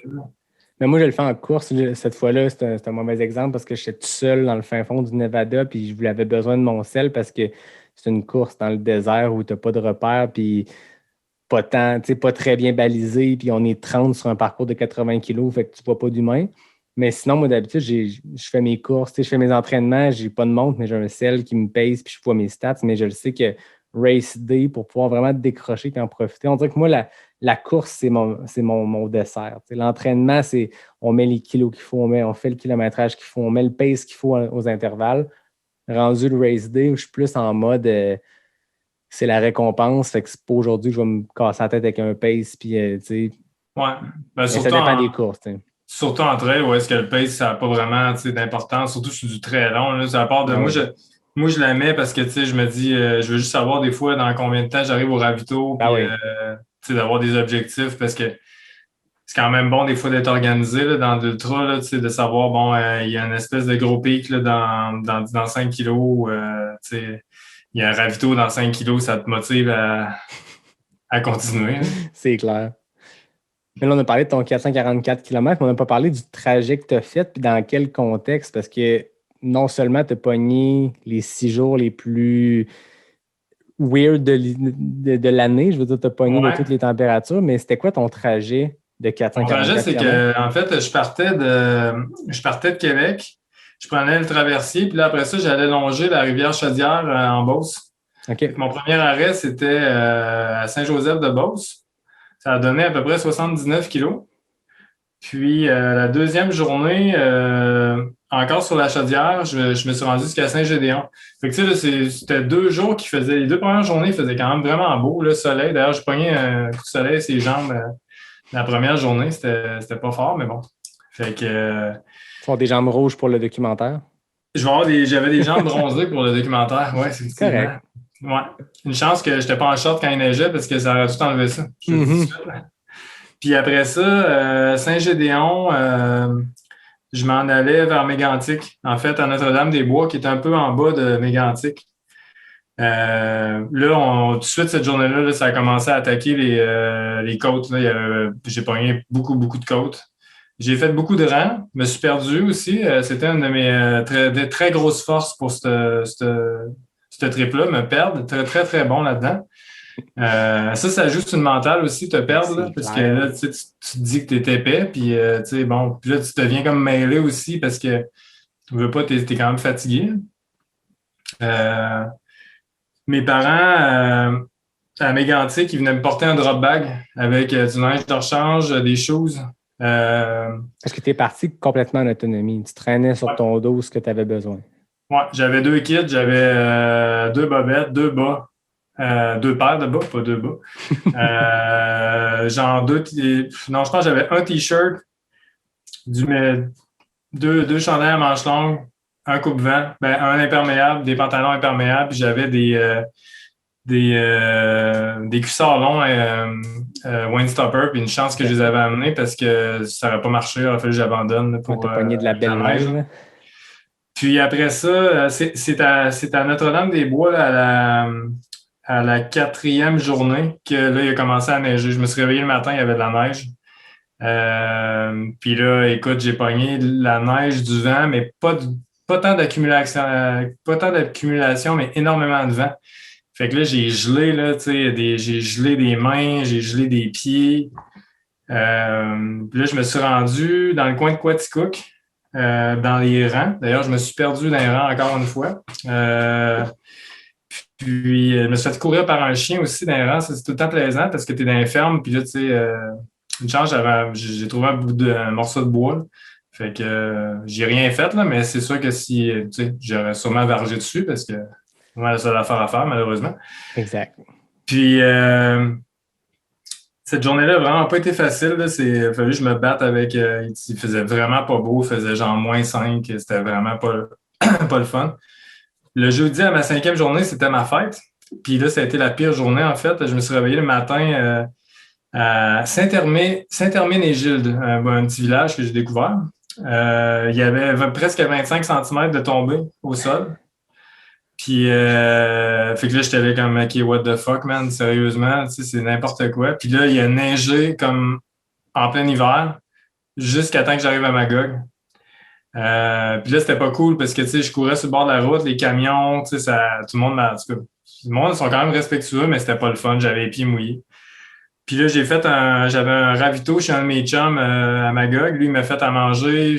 J'ai tout mis mon linge dans sa sécheuse. Fait que je suis parti de là, j'étais sec. Puis je me suis rendu dans le coin de... Ça s'appelle Austin, là, c'est sur le bord du lac Memphremagog, à côté de l'abbaye Saint-Benoît. Okay. Super beau coin. Tu sais, c'est ça, j'ai couru puis j'ai découvert plein... Tu sais, c'est comme un peu un voyage en même temps. C'est sûr que les 2 journées de neige, j'ai pas vraiment apprécié Je voyais pas grand-chose non plus. Mais c'est ça, là, j'étais arrivé là, j'étais complètement... Là, j'étais claqué, j'avais de l'air brûlé, là, je me regardais. D'ailleurs, j'ai pris une photo que j'ai mise sur Facebook, puis j'avais de l'air complètement toasté avec le vent, tout, là, puis à l'auberge, ils m'ont fait une grosse soupe, là, ça m'a tellement fait du bien, là, ça m'a réconforté. Puis le soir même, j'avais Mathieu puis Fred qui venaient me rejoindre à l'auberge, j'avais loué une chambre. Puis le lendemain matin, on partait toute la gang ensemble, fait que j'ai pu faire ça m'a vraiment fait du bien de courir avec... tu sais, courir 4 jours tout seul, là, mentalement, là, c'est très, très difficile, là. Surtout des distances, quand même des longues distances. Puis il y a quand même de la côte, là, pas mal dans ce coin-là. Là, tu sais, c'est des journées, ça m'a donné du 1003, 1004, là, tu sais, de ça. Quand même, là. Ouais. Fait que... Puis j'ai fini juste une petite place à côté de Bedford qui s'appelle Mystique. J'ai fini à une auberge, là. Puis, tu sais, je roulais à 5,20 du kilo, là, pendant un bon bout, là, à la fin. Là, fait que... Tu as un regain d'énergie avec tes chums. Ouais, c'est ça. Le fait de pas avoir de sac aussi, de se sentir vraiment léger, là, tu sais, ça a vraiment fait du bien. Tu sais, il était temps que ça finisse, là, parce que je commençais à avoir une super ampoule, là, tu sais, une ampoule d'orteil, là, qui commence à attaquer l'ongle, là, puis l'ongle est en train de relever, là, fait que c'était le temps que ça finisse. Hey, 444 km, c'est fou, là. Comment tu as choisi ce trajet-là? Comment tu as décidé de partir dans cette direction-là? Ben, tu sais, je l'avais fait en vélo pas mal. L'année passée, moi et ma blonde, on s'est rendu proche de Toronto en vélo. Fait qu'on avait fait quand même une partie de ce trajet-là. Tu sais, je savais que la section de la Beauce, c'était vraiment beau, sur le bord de la rivière. L'Estrie, je sais, tu sais, c'est quand même très beau, l'Estrie, là, c'est vraiment un beau coin, là. Je pouvais pas... je sais pas pourquoi je parle. En tout cas, j'ai aucune idée. Je pense que j'ai pogné à la carte. Tu sais, des fois, on passe sur des bulles. Là, tu sais, je me suis dit, regarde, je vais faire ça. Là, ça fit. Là, tu sais, let's go. Fait que j'ai fait. Puis après ça, il fallait que je trouve des auberges puis des gîtes là, parce qu'il fallait absolument que j'aille de la nourriture le soir où j'étais, parce que je traînais rien sur moi. Puis il fallait que j'aille un petit déjeuner le matin parce que je pouvais pas partir. C'est le ventre vide. Déjà que j'étais sous. C'est sûr que je mangeais pas assez de calories par jour. Là, même si j'essayais de manger plus que je pouvais, c'était pas assez, c'est sûr, certain. C'est clair. Fait que là, on est une couple de jours après. Comment tu te sens physiquement? Bien, physiquement, je me sens quand même très bien. C'est impressionnant comment le corps est capable de se remettre de ça. Bon, moi, je répète ça souvent, là, mais le millage, c'est payant. Là, moi, je suis un gars qui fait énormément de millage. Fait que, tu sais, depuis plusieurs années, fait que c'est sûr que ça paye là, pour la récup. Là. Dimanche, j'avais plus mal du tout aux jambes. Donc, 2 jours après, j'avais plus aucune douleur. Mais il reste que j'ai une grosse fatigue physique, là, genre complète. Là. Je mangerais tout le temps, j'ai tout le temps faim, ça va rester peut-être encore une couple de jours. Là. Puis, mais ça là, tombe bien, t'es chef cuisinier, fait que tu peux faire de la bonne bouffe. Exactement. Ouais, non, c'est ça. Fait que je vais cuisiner en masse. Puis, mon coach me donné absolument genre une semaine avec zéro course. Ce qui fait que samedi, je vais peut-être aller faire un petit jog pour voir comment vont les jambes. Je vais faire du vélo un peu. Puis là, je retourne dans le Grand Nord la semaine prochaine pour 2 semaines. Fait que je vais recommencer à faire du tapis dans le Grand Nord, puis peut-être commencer à courir un peu dehors. Puis en fait, mon plan de match, c'est que quand je reviens dans 2 semaines du Grand Nord, ben moi, je pars en cyclo. Je pars en vélo une vingtaine de jours. OK. Je vais me refaire déjà un autre genre de gros truc d'endurance. Fait que, c'est con, mais des blocs comme ça des blocs chocs comme ça, de gros volume, que où est-ce que t'es comme un peu en zone 1. Là, moi, en courant, là, cette distance-là sur 6 jours, là, j'étais en zone 1. C'est sûr que j'avais beaucoup de fatigue, puis, mais reste que j'étais pas du tout... mon cardio était pas du tout dans le plancher. Quand je suis en vélo, ben c'est sûr que j'ai des sacoches, puis quand on monte des côtes, c'est plus dur, mais je me mets pas dans le rouge jamais. Fait que c'est quand même des trucs pour pas te blesser, puis développer une endurance, puis pour de l'ultra, c'est quand même payant. Puis moi, j'ai énormément de vitesse. Mon coach me donne beaucoup de vitesse à faire sur le tapis dans le Grand Nord. Fait que tous mes intervalles, tous les tempos, parce que sur le tapis, c'est vraiment plate courir sur le tapis. Là, fait que en faisant des intervalles, ça passe beaucoup plus vite. Fait que je me fouette pas mal sur le tapis, puis le tapis, c'est bon parce que ça te donne, si tu fais des intervalles à 3,30, si tu cours à 3,30, le tapis, il va pas se laquer. Fait que c'est ça, c'est hyper payant. Puis après ce trip-là de vélo, je vais refaire je vais faire du D+, un peu là, avec du monde. Préparé pour Fat Dog. Préparé pour la Fat Dog. Ouais. Tu disais tantôt, ça fait 20 ans que tu cours, tu as fait des marathons. Puis on ne l'a pas dit pour ceux qui connaissent les temps de marathon puis tout, mais j'ai vu du sub 3 heures à plusieurs fois. Là, ouais, j'ai fait... Est-ce que ton meilleur temps sur le marathon? 2,49. Crème quand même. Ouais, 2,49 à Boston, puis 2,49 à Ottawa. Shit. Mais c'est ça, tu as un background de course, ça fait 20 ans que tu cours, tu dis que tu veux courir jusqu'à 80 ans, c'est ça l'objectif. Qu'est-ce que ça t'amène, la course? Qu'est-ce que ça t'apporte qui te feed comme ça au point de te dire, moi, ça fait 20 ans puis je veux continuer encore 60 ans, 40 ans? Ben, je sais pas, mais des fois dans la vie, tu te dis que, ça, j'ai déjà parlé de ça avec ma blonde, puis, moi, courir, c'est un endroit où j'aime être. C'est une place où j'aime. C'est moi qui choisis d'aller courir. C'est pas personne d'autre qui décide pour moi d'aller courir. C'est moi qui décide de me mettre dans le rouge.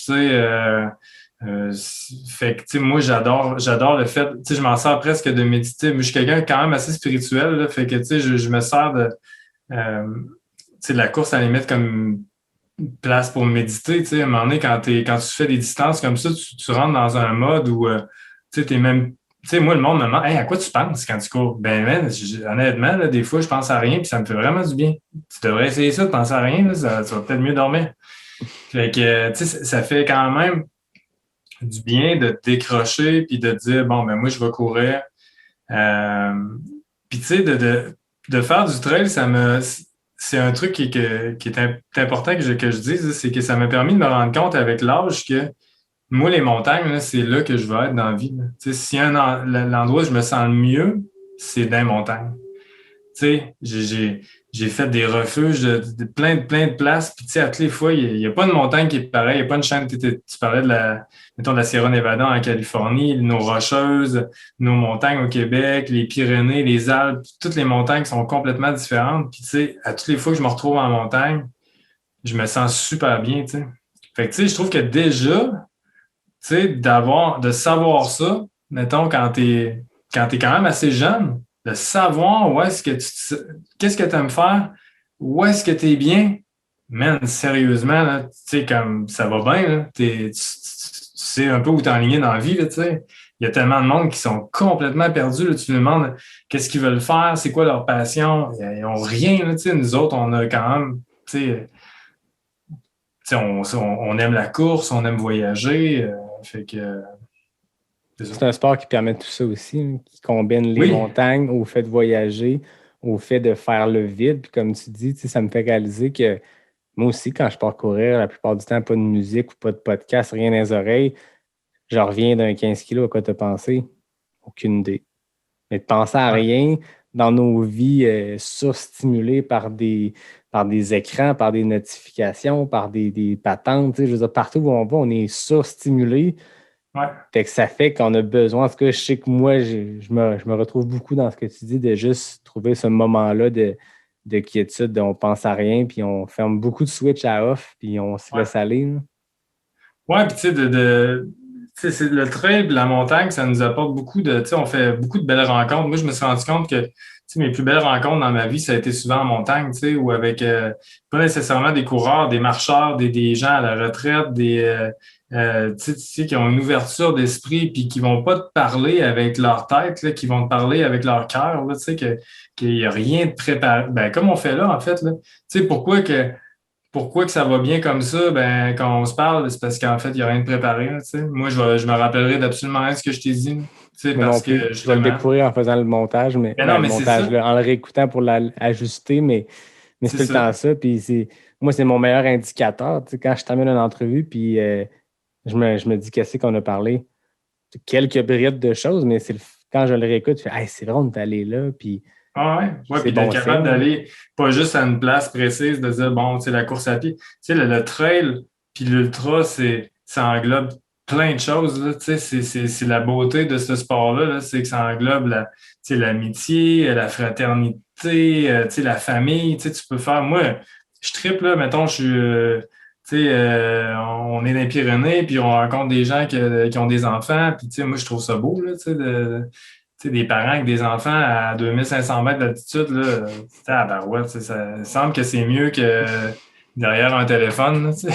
Hey, mais puis il y a des apprentissages à faire là-dedans. Tu sais, on entend souvent, je pense que c'est Anne Trayson qui disait que l'ultra, c'est comme une vie. Tu sais, ce qu'on vit en 24, 30, 60 heures, peu importe le temps de ton ultra, c'est une vie. Tu sais, c'est le début. Après ça, c'est des hauts, c'est des bas, puis tu te nourris de tes bas pour remonter, puis c'est ça la vie.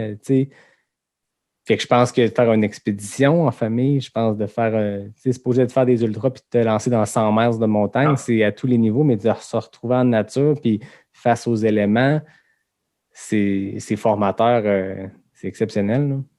Oui, puis d'être capable de, c'est ça, de pas. Moi, je veux comme avoir une vie sans regret un peu, là, de dire, tu sais, OK, on veut faire ça, on le fait.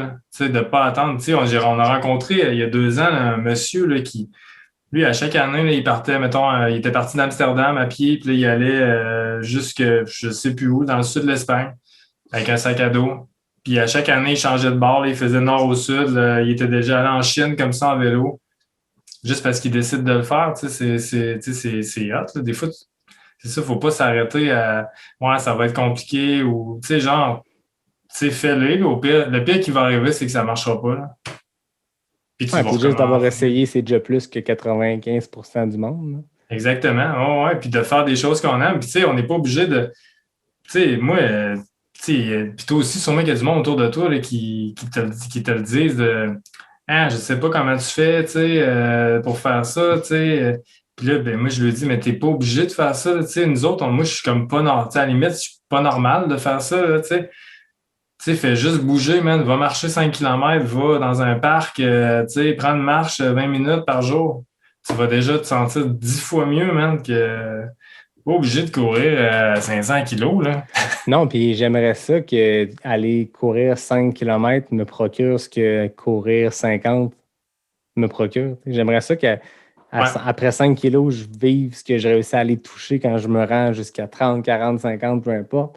Mais c'est pas le cas. Mais c'est pas un exemple, puis c'est pas Tu sais, des fois, nous autres, en ce moment, au travail, on organise une course virtuelle. C'est la deuxième année. Une personne avait fait ça. C'est un studio de jeux vidéo. Tu t'imagines que c'est tous des geeks sédentaires. Non, il y a vraiment du gros calibre puis des athlètes de haut niveau, peu importe le sport.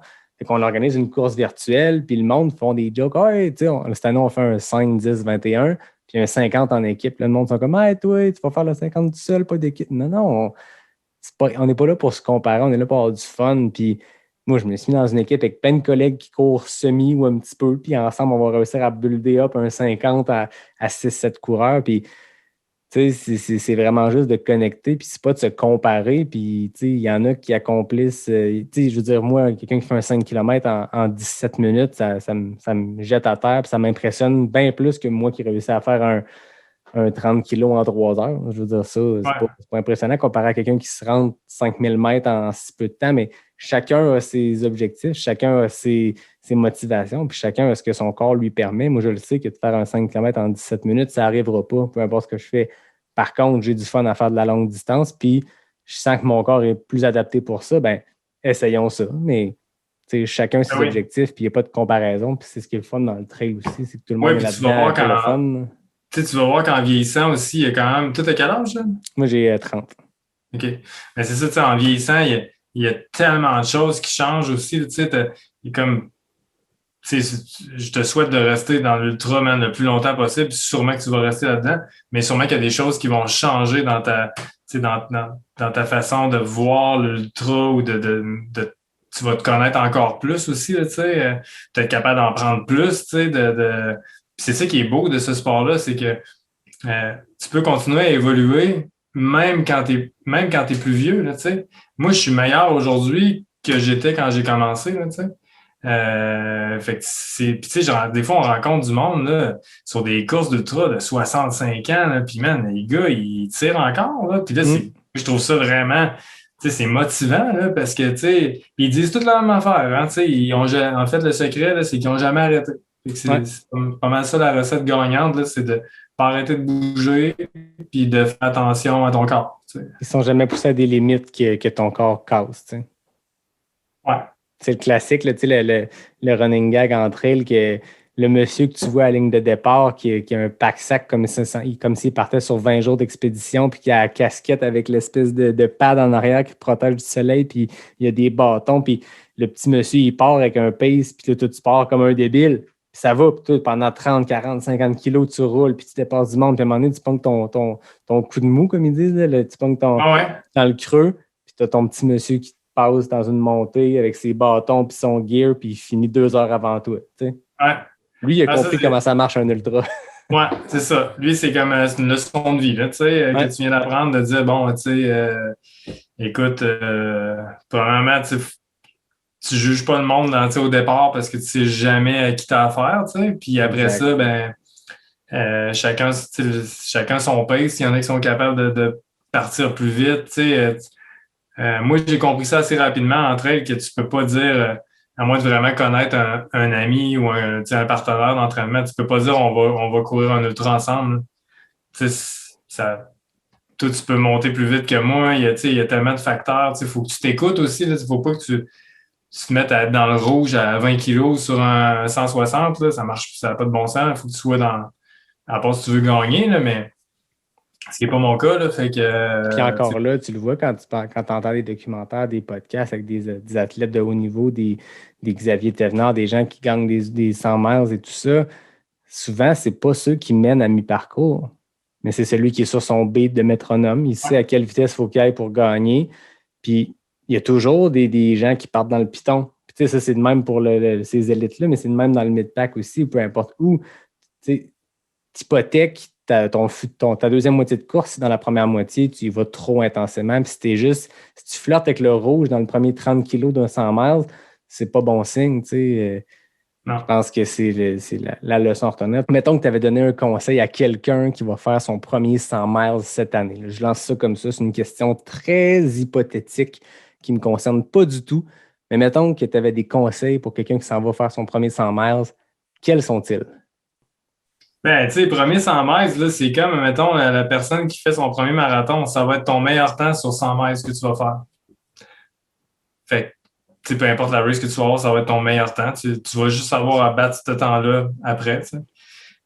Puis, moi, je te dirais, vas-y pour finir ta race. Parce que c'est tellement des longues. Ça, c'est Bromont en plus. Ouais. C'est tellement des longues courses que on parle pas de temps. En fait, tu parles juste de. C'est survie. Hein, puis, la clé là, pour moi, c'est l'alimentation. Là, parce que si tu n'es pas capable de manger, tu n'avanceras pas. Puis, je ne suis pas le seul à dire ça. Là, je veux dire, j'ai plein d'amis qui font de l'ultra, puis c'est pas mal le nerf de la guerre. L'alimentation, l'hydratation, de mettre du body glide partout sur tes pieds, puis partout où ça frotte pour pas avoir d'ampoule. À part de ça, tes devoirs vont être faits. Là, je te connais pas tant que ça, mais je pense que c'est un gars qui fait ses devoirs là, dans le terme d'entraînement. Fait que, quand tu as fait ce qu'il y avait à faire, ben après ça, c'est d'être capable de faire ta course. Puis il peut arriver n'importe quoi. En plus, dans des courses de même, il peut tellement arriver de choses. Là, la pluie, du vent, name it. Là, mais moi, je pense que l'alimentation, c'est à vraiment ne pas négliger. De faire des tests énormément avant les races, là, savoir ce que tu aimes manger. Avec le temps, on sait plus qu'est-ce qu'on veut manger. C'est sûr qu'à un moment donné, moi, je suis sur un 100 mètres ou sur des grosses courses de même. À un moment donné, là, je me pose plus de questions. Là, tout ce qui rentre, tout ce qui me tente d'un ravito, je le mange. Là, j'ai jamais mangé ça, mais j'ai envie de manger ça, je vais le manger parce que ça faut mettre des calories. Là. Sinon, tu vas commencer à cramper, puis ça va pas bien. Tu es obligé d'arrêter. Puis tu dormiras pas, j'imagine. Hein? Je pense pas. Non, normalement, non. Je devrais pas. Parce si que je moi, vise le temps que je veux faire, je devrais pas dormir. Moi, c'est un autre point pour la Fat Dog que je vais être obligé de faire un petit test de dos. Parce que là, 200 km, il y a une notion de ça va être c'est peut-être 36 heures ou 37 heures. Faire ta première course que tu dépasses une limite où... Ça va être... Ouais, puis je m'étais dit, après à Madar, j'ai fait 26 heures, puis je m'étais dit, puis je dépasse pas ça.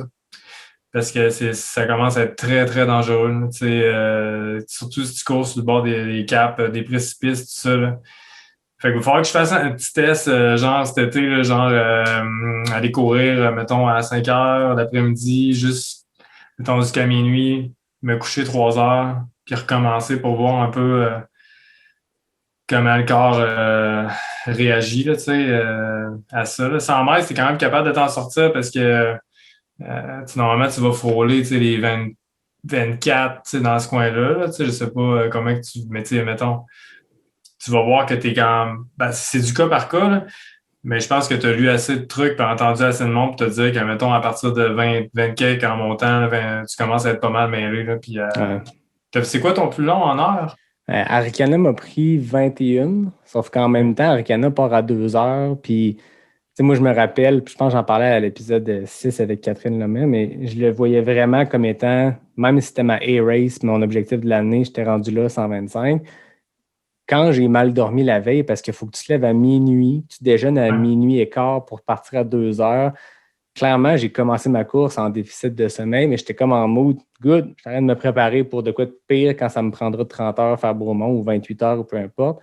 Fait que, ça a été 21 heures, mais déjà dans un mood où j'avais fait ma journée vendredi au complet. Tu dors 2-3 heures in and out parce que tu es stressé, dans des heures bizarres, dans un chalet, avec d'autres mondes qui, eux, à 8 heures, ils dorment pas. Fait que, ça a fait une nuit bizarre. Fait que j'ai l'impression que j'étais en plus grande carence de sommeil que juste une course de 21 heures. Fait que j'ai le feeling que ça va être pas pire. OK. À suivre.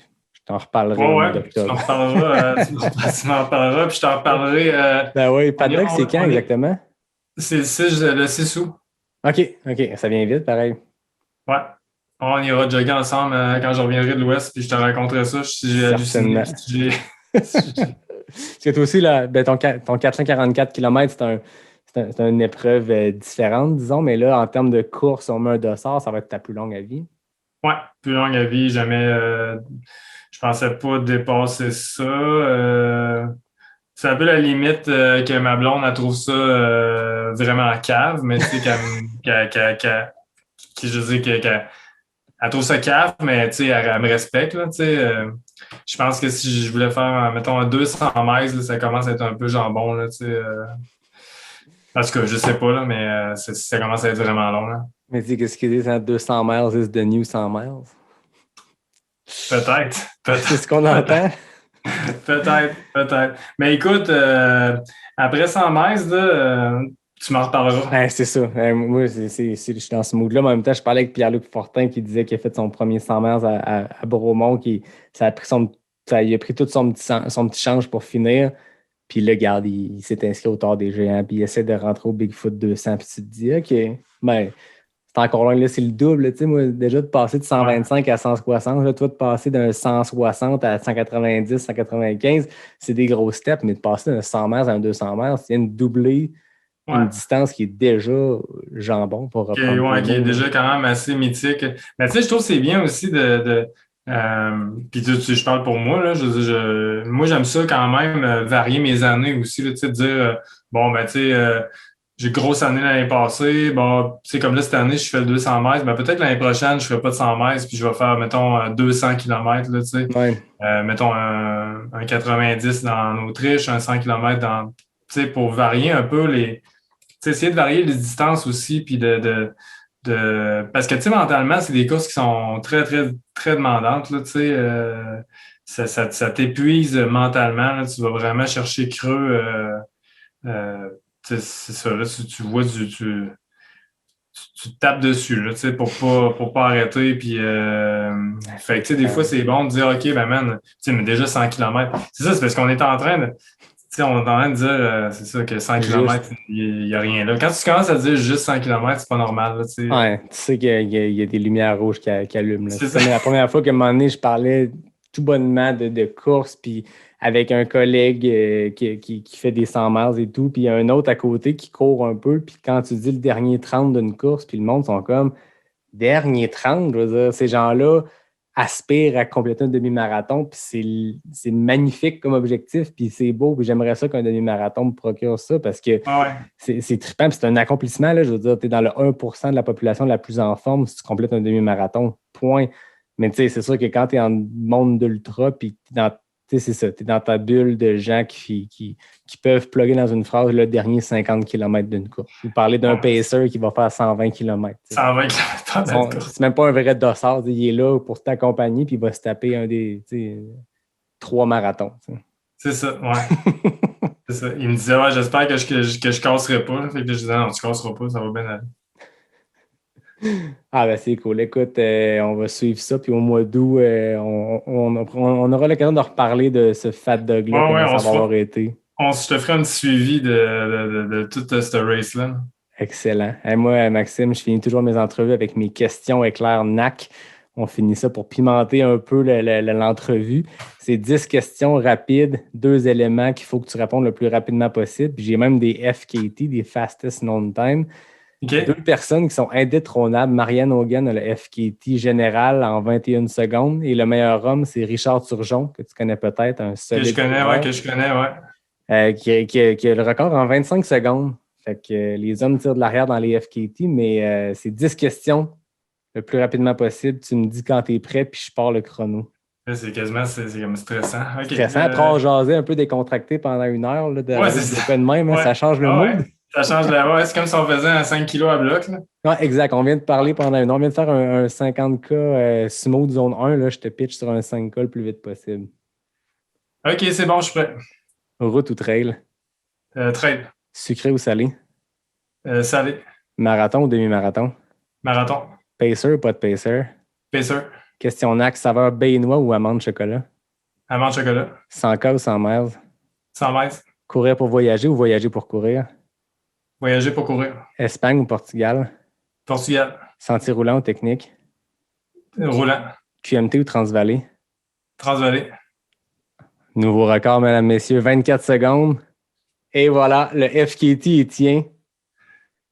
Sauf que là, Jean Fortier ne m'aimera pas. J'ai répondu la dernière vraiment rapidement. J'ai dit Transvallée au lieu de QMT, mais vu qu'il l'organisait avant, tu sais, il ne me cassera pas une jambe. Non, exactement. Jean, je veux dire, c'est ces 2 bébés. Là. Il y en a un qui en ce moment prend plus de place que l'autre, mais je pense que pense que quand il y a eu annoncé l'année passée qu'il virait juste à une journée, ou quand cette année, il y a eu annoncé qu'il l'annulait, je pense que ça leur fait mal. Mais là, force est d'admettre que leur call était bon, parce que je pense que Jean, j'y avais parlé l'épisode 27, je pense, où justement, il me disait que le QMT avait des dates de sûreté s'il fallait qu'il annule la version juillet.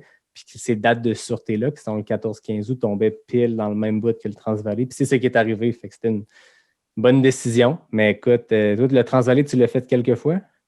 J'ai fait 3 fois. OK.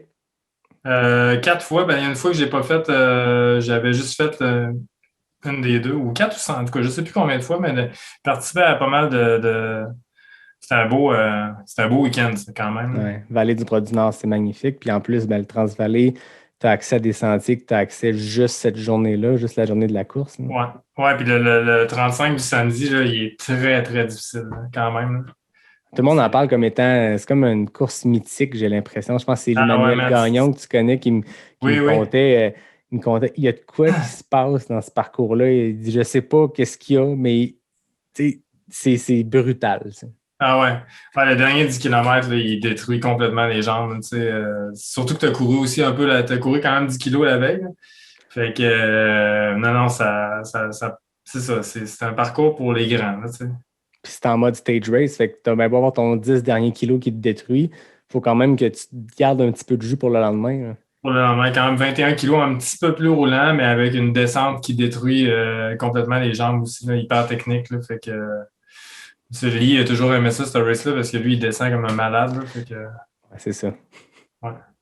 Un gros merci, Maxime, de ton temps. C'était fascinant comme discussion. Ça a pitché partout. On n'avait pas de fil conducteur, pas de script. On est parti, puis on a pu parler de ce défi-là. Que je te félicite officiellement. Là. Pour vrai, c'est malade. 444 km en 6 jours, ça a attiré l'attention. Puis tant mieux si ça a permis de ramasser des fonds pour l'Aube-Rivière qui viennent tout juste de déménager à Québec dans leurs nouveaux locaux. Moi, j'ai une amie qui travaille là, puis qui était temps qu'ils puissent s'installer une place à la hauteur de leur ambition. Là. Ceux qui ne connaissent pas l'Aube-Rivière, c'est une maison à Québec pour les gens qui sont sans-abri, autant les hommes que les femmes. Puis il manquait de place dans leurs vieux locaux. C'était des vieux locaux tout pourris. Là, ils ont quelque chose de flambant neuf. Ouais.